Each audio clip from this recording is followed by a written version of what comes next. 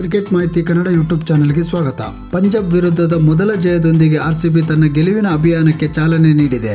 RCB ಸಾಮಾನ್ಯವಾಗಿ ಎಲ್ಲಾ ಸರಿ ಮಾಡಿ ಒಂದು ಎಡವಟ್ಟಿನಿಂದ ಪಂದ್ಯವನ್ನು ಕಳೆದುಕೊಳ್ಳುತ್ತಿದ್ದರು.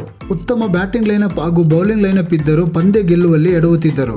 ಆದರೆ ತಮ್ಮ ತಪ್ಪುಗಳನ್ನೆಲ್ಲ ತಿದ್ದಿಕೊಂಡು ಪಂಜಾಬ್ ವಿರುದ್ಧದ ಪಂದ್ಯದಲ್ಲಿ ಉತ್ತಮ ಪ್ರದರ್ಶನ ನೀಡಿ ಮೊದಲ ಜಯ ಗಿಟ್ಟಿಸಿಕೊಂಡರು. ಪಂದ್ಯವನ್ನು ಗೆಲ್ಲುವಲ್ಲಿ ಪ್ರಮುಖವಾಗಿ ವಿರಾಟ್ ಕೊಹ್ಲಿ, ದಿನೇಶ್ ಕಾರ್ತಿಕ್ ರ ಬ್ಯಾಟಿಂಗ್ ಹಾಗೂ ಮೊಹಮ್ಮದ್ ಸಿರಾಜ್, ಮ್ಯಾಕ್ಸ್ವೆಲ್ ರ ಬೌಲಿಂಗ್ ನೆರವಾಯಿತು. ಟಾಸ್ ಗೆದ್ದು ಫೀಲ್ಡಿಂಗ್ ಆಯ್ದುಕೊಂಡ ಆರ್ಸಿಬಿ ಸಂಘಟಿತ ಹೋರಾಟವನ್ನು ಪ್ರದರ್ಶಿಸಿತು. ಮೊಹಮ್ಮದ್ ಸಿರಾಜ್ 4 ಓವರ್ಗಳಲ್ಲಿ 26 ರನ್ ನೀಡಿ 2 ವಿಕೆಟ್ ಪಡೆದುಕೊಂಡರೆ ಎಸ್ ದಯಾಳ್ 1, ಅಲ್ಸಾರಿ ಜೋಸೆಫ್ 1 ಹಾಗೂ ಮ್ಯಾಕ್ಸ್ವೆಲ್ 2 ವಿಕೆಟ್ ಪಡೆದು ಉತ್ತಮ ಬೌಲಿಂಗ್ ಪ್ರದರ್ಶಿಸಿದರು. ಪಂಜಾಬ್ ತಂಡದ ಪರ ನಾಯಕ ಶಿಖರ್ ಧವನ್ 45 ರನ್ಗಳ ಹೊರತುಪಡಿಸಿ ಉಳಿದ ಆಟಗಾರರು ಹೆಚ್ಚಿನ ರನ್ ಗಳಿಸುವಲ್ಲಿ ವಿಫಲರಾದರು. ಪಂಜಾಬ್ 20 ಓವರ್ಗಳಲ್ಲಿ 6 ವಿಕೆಟ್ ಕಳೆದುಕೊಂಡು 176 ರನ್ ಗಳಿಸಿತು. 177 ರನ್ಗಳ ಟಾರ್ಗೆಟ್ ಅನ್ನು ಬೆನ್ನಟ್ಟಿದ ಆರ್ಸಿಬಿ ನಾಯಕ ಡುಪ್ಲೆಸಿಸ್ ಹಾಗೂ ಕ್ಯಾಮರನ್ ಗ್ರೀನ್ ರವರ ವಿಕೆಟ್ ಅನ್ನು ಬೇಗ ಕಳೆದುಕೊಳ್ಳಬೇಕಾಯಿತು. ಒಂದು ಕಡೆಯಿಂದ ವಿಕೆಟ್ ಕಳೆದುಕೊಳ್ಳುತ್ತಾ ಇದ್ದರೂ ವಿರಾಟ್ ಕೊಹ್ಲಿ ಮಾತ್ರ ಅದ್ಭುತ ಪ್ರದರ್ಶನ ನೀಡಿದರು. ಪಂದ್ಯದ ಕೊನೆಯಲ್ಲಿ ದಿನೇಶ್ ಕಾರ್ತಿಕ್ ಹಾಗೂ ಮೈಪಾಲ್ ಲೋಮ್ರೋ ಅವರ ಸಿಡಿಲಬ್ಬರದ ಬ್ಯಾಟಿಂಗ್ ನಿಂದ 19.2 ಓವರ್ಗಳಲ್ಲಿ 6 ವಿಕೆಟ್ ಕಳೆದುಕೊಂಡು ಆರ್ಸಿಬಿ 178 ರನ್ ಗಳಿಸುವ ಮೂಲಕ ಪಂದ್ಯವನ್ನು ಗೆದ್ದುಕೊಂಡಿತು. ದಿನೇಶ್ ಕಾರ್ತಿಕ್ 10 ಎಸೆತಗಳಲ್ಲಿ 2 ಸಿಕ್ಸರ್ ಹಾಗೂ 3 ಬೌಂಡರಿಗಳ ನೆರವಿನಿಂದ ಅಜೇಯ 28 ರನ್ ಗಳಿಸಿದರೆ